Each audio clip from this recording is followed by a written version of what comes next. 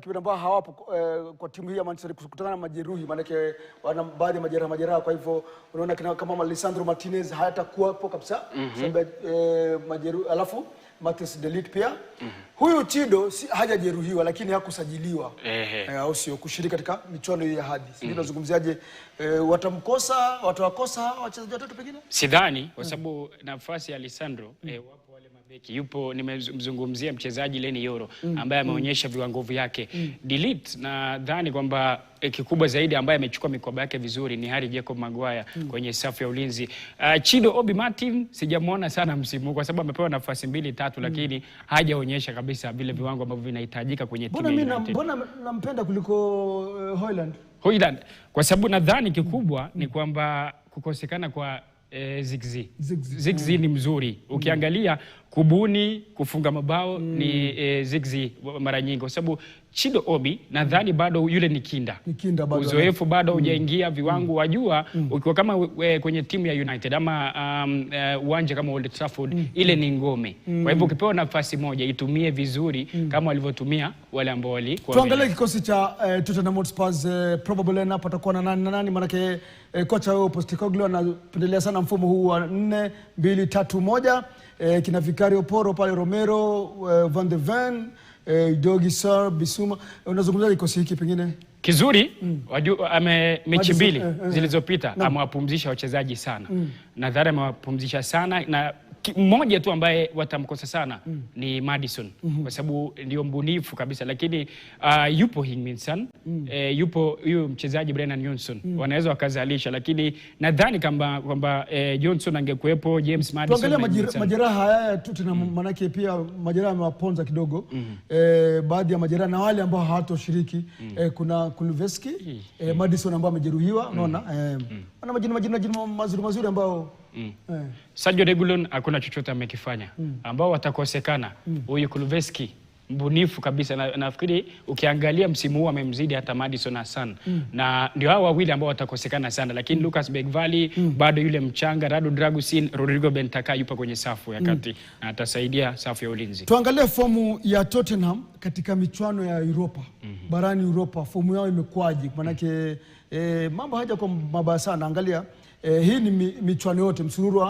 michuano yote, fomu ya Tottenham. Angalia wakapoteza, wakashinda, wakatoka sare, wakashinda, wakapoteza. Hii ni fomu ya mechi zote. Sijui unaonaje fomu yao? Imekuwa vuguvugu, lakini maana ndio maana wako katika nafasi ya 17. Vuguvugu hivi kwa sababu nawaelewa sana kwa sababu katikati ya msimu ilibidi basi waangalie jinsi watafanya kwenye Europa na ligi kwa sababu walikuwa na wakati fulani hata nafikiri timu B ndio ama timu ya pili ndio ilikuwa inacheza. Tuangalie fomu yao ya Europa kwa haraka tu.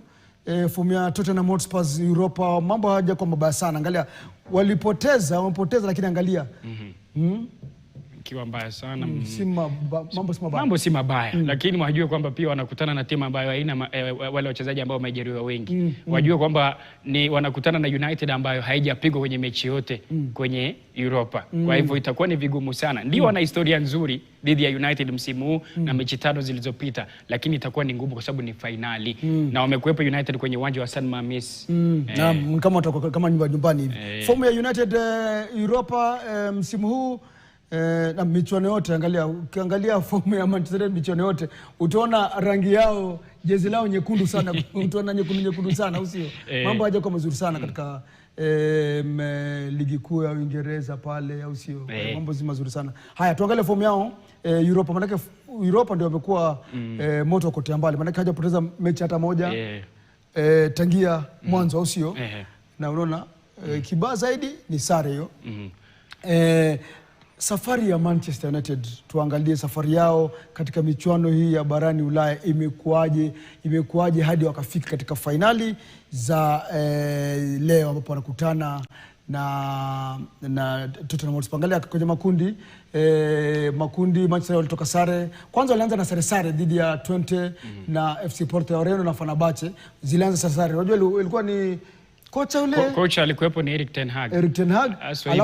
Alafu nafikiri Ruud van Nistelrooy kachukua mchuano, nafikiri mmoja kama hajakosea. Alafu ndio sasa wakaanza sasa matokeo mazuri, unaona. Tuendelee mbele. Haya matokeo ya makundi kwa haraka tu, tuendelee mbele.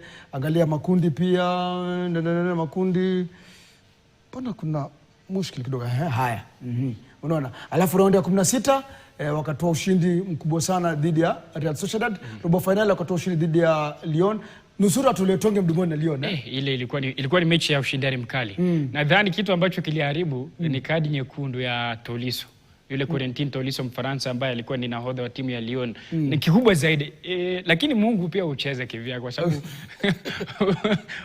waliponea sana. Nadhani hapa United hapa Atletico pia iliharibu kwamba kulikuwa na kadi nyekundu kwenye mkondo wa kwanza. Ile 3-0. Haya, safari ya Tottenham Hotspur imekwaje hadi hao kufikia hatua hiyo ya finali? Angalia Tottenham makundi wakatoa ushindi dhidi ya Karabag, Ferencvaros wakawalaza, alafu pia wakatoa ushindi dhidi ya AZ Alkmaar, alafu wakatoa ushindi dhidi Galatasaray. Tuende katika hatua ya raundi ya 16 hapo. Ona ndio mambo yalivyokuwa katika hatua ile ya makundi. Tottenham Hotspur walifanya vizuri sana raundi ya 16, wakatoa ushindi dhidi ya AZ Alkmaar ambao walikuwa nao kwa makundi na pia wakashiriki nao wakakutana nao raundi ya 16. Robo finali wakatoa ushindi dhidi ya wakilishi wa Jerumani Eintracht Frankfurt. Nusu finali dhidi ya Bodo Glimt. Hii timu ya Bodo Glimt ni wazuri sana. Sijui kama unaona kama pengine baada ya ushindi hapa na ushindi hapa watatoa upinzani mkali leo. Kikubwa si dhani kwamba wajua hapa tunaangalia pia kihistoria.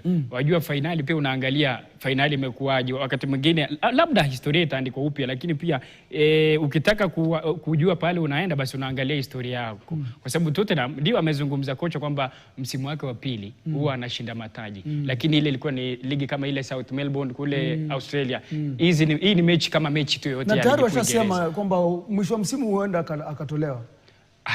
Kama watamuondoa itakuwa ni makosa. Kwa hivyo kuna dalili kwamba huenda Postecoglou akaondoka.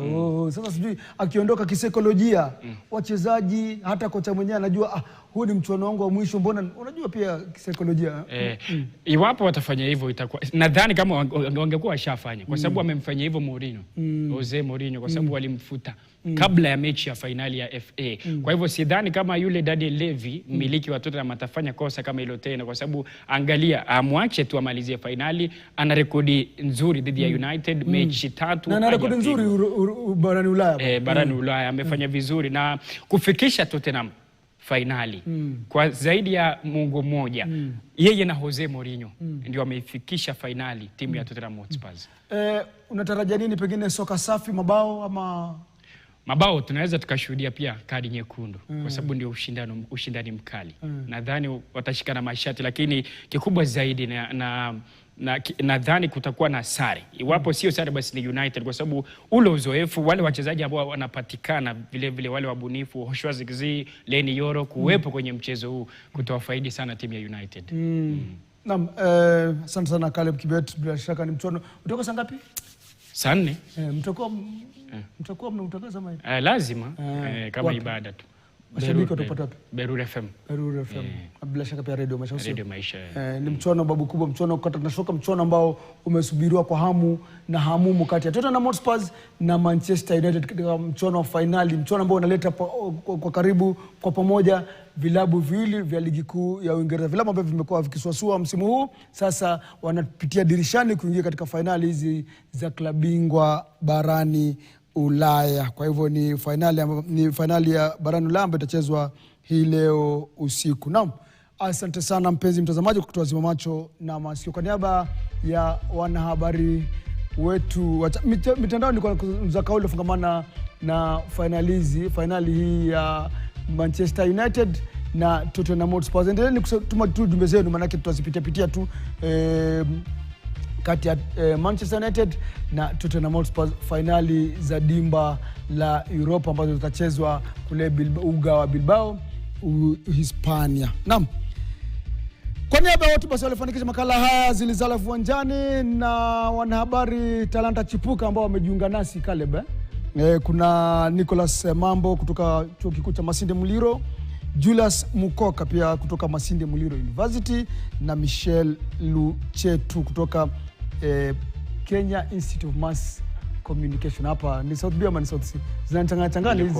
Ni hapa. Kwa hivyo wamejiunga na dawati la michezo. Kwa hivyo ndio tusaidia kuandaa makala haya ya Zilizala Viwanjani.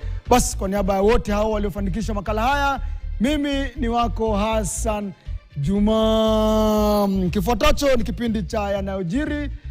Masi mpiga picha yangu, nani yanayojiri nani? Nani? Ni Hadia Mwasiwa, msichana kutoka Kwale, Hadia Mwasiwa.